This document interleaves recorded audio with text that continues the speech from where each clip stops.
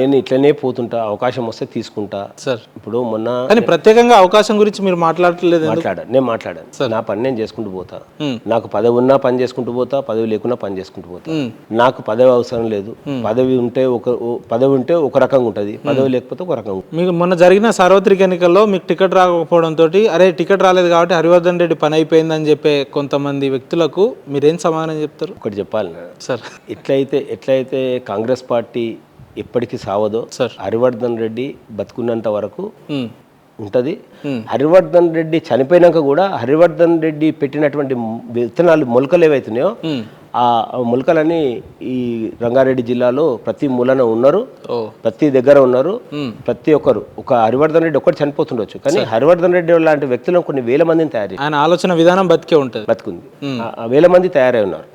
సరే, వాళ్ళు కొంత ఇప్పుడు అవసరాలను బట్టి వాళ్ళ యొక్క వ్యక్తిత్వాలు మార్చుకోవచ్చు తప్ప బేసిక్స్ అన్ని మాత్రం డెఫినెట్ గా అవే. మీరు పెంచి పెద్ద చేసిన మొక్కలు ఒక్కటి మాత్రం గుర్తుపెట్టుకోండి, పులి ఆకలేస్తుంది, ఆకలేస్తే వెంటాడుతుంది, వేటాడి తింటుంది తప్ప ఆకలైందని చెప్పేసి పండ్లు ఫలాలు ఆకులాలు దీనైతే బతకదు కదా, చచ్చిపోతుంది తప్ప అది ఏం తినాలో అదే తింటుంది. అంటే ఆ లెక్కన మీరు పులి అంటారా మేకంటారా? పుల్లే కదా. నేనేందంటే నేను చావనన్నా వస్తాను తప్ప నా యొక్క వ్యక్తిత్వం ఎప్పటికైనా నేచర్, నాలాంటి వాళ్ళు కానీ చాలా మంది కొన్ని వేల మంది నేచర్ లాగా ఉంటారు. అంటే ఇది మనకు ఈ ఏదైతే మనం పంచభూతాలు ఉంటాయో పంచభూతాల లాగా కొంతమంది ఉంటారు.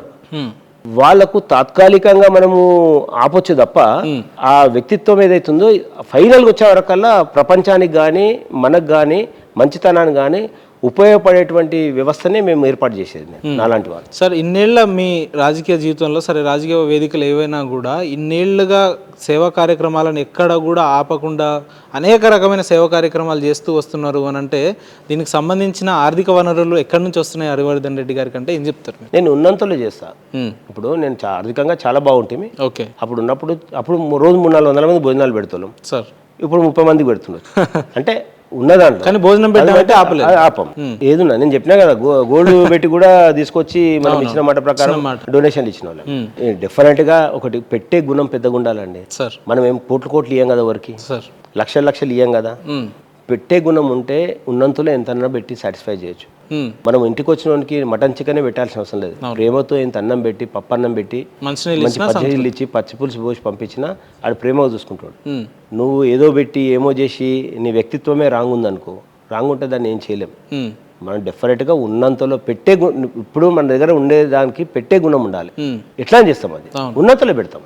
నేను అప్పుడు ఉన్నప్పుడు అడ్డగోలుగా పంచిండొచ్చు, ఇప్పుడు ఆ పంచే స్టైల్లో ఏం కంటే అట్లా పంచం, ఉన్నంతలో పెడతాం. కొంచెం జాగ్రత్త చూసి చేస్తాం. ఈ రోజు ఉన్న రాజకీయ పరిస్థితుల్లో చూసుకుంటే ఒక సర్పంచ్గా ఉండే వ్యక్తి లేదా ఒక డివిజన్కి కార్పొరేటర్గా ఉండే వ్యక్తులే అనేకమైన విమర్శలు లేదంటే అనేకమైన ఇబ్బందులు ఉన్న పరిస్థితి చూస్తా ఉన్నాం. అటువంటిది ఇన్నేళ్ల మీ రాజకీయ జీవితంలో ఇప్పటి వరకు మీ మీద మాట్లాడదామని అంటే ఒక్క మచ్చ కూడా లేకుండా ఈ రకంగా రాజకీయం చేయడం మీకు ఎట్లా సాధ్యమైంది సార్? ఇది నేను ఒకటి చెప్పాలా సార్, మొన్న పెద్ద మనిషి అందరికి చెప్తుండట సార్, ఏమైనా ఫైల్ ఉంటే తీసుకురా అంటే ఆ పెద్ద మనిషిని ఎంబడి ఉంటే నేను అడిగిన, ఏం చేస్తావు నువ్వు అని అడిగిన. సార్, నీకు ఏం రైట్స్ ఉన్నాయి, ఏం చేస్తావు నువ్వు, ఏం చేయగలుగుతావు?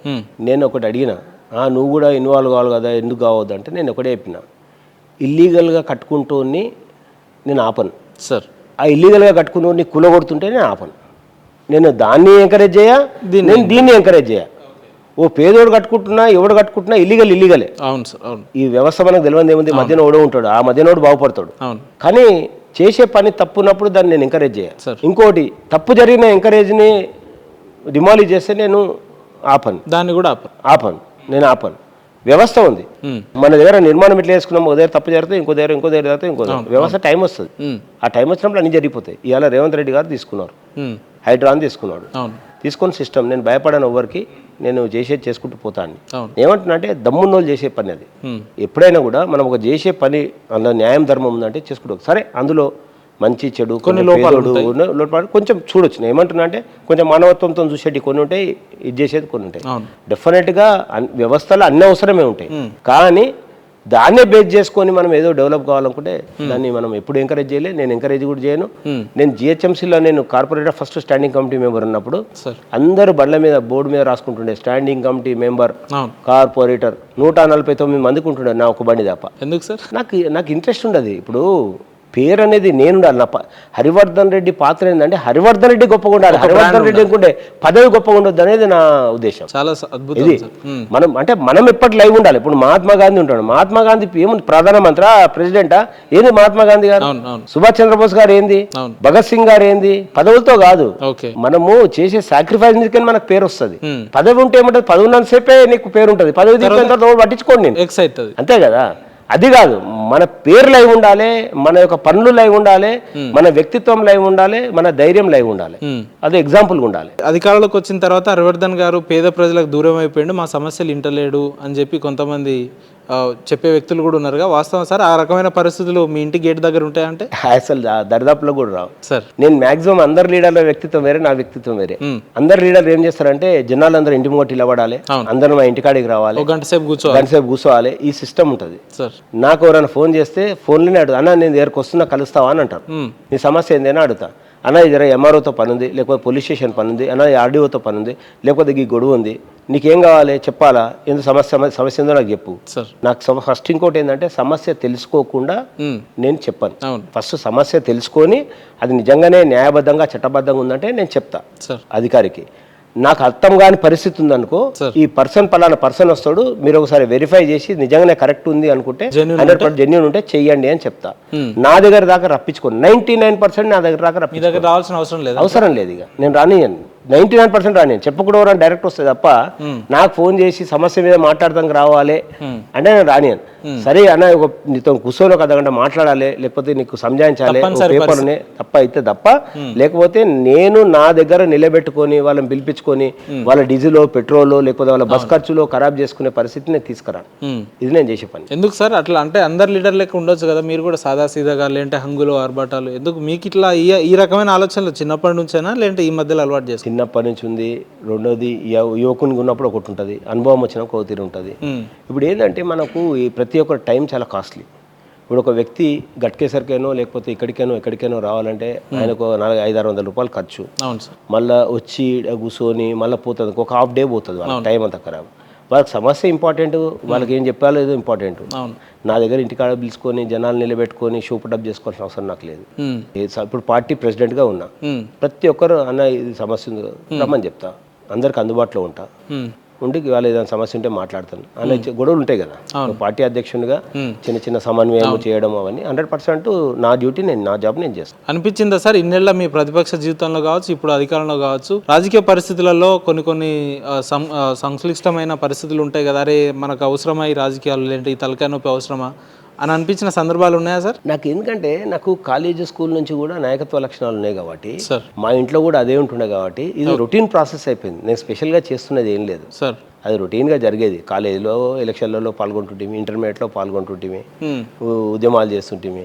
నా బ్యాక్గ్రౌండ్ అంతా కూడా పీడిఎస్యూ బ్యాక్గ్రౌండ్, అది అంతా లెఫ్ట్ భావాలు ఉంటాయి. అందుకే ఇట్లా ముక్కుసూటిగా ఇప్పుడు అందరూ ఏంటంటే అప్పటి నుంచి కూడా ఓడన్నా కొట్టుకుంటున్నా ఏదైనా తప్పు జరిగిందంటే ఇమీడియట్ గా దిగవడం, పోవడం, ఆ సమస్య ఏందో తెలుసుకోవడం రోడ్డు మీదనే, అప్పుడప్పుడు ఏదైనా ఇష్యూ ఉంటే అక్కడ క్లియర్ చేయడం, అంటే దిగి ఎంబడే ఒక లీడర్ గా ఇది పోకుండా ఇమీడియట్ గా సమస్య ఏమన్నా ఉంటే ఎంబడే క్లియర్ చేయడం.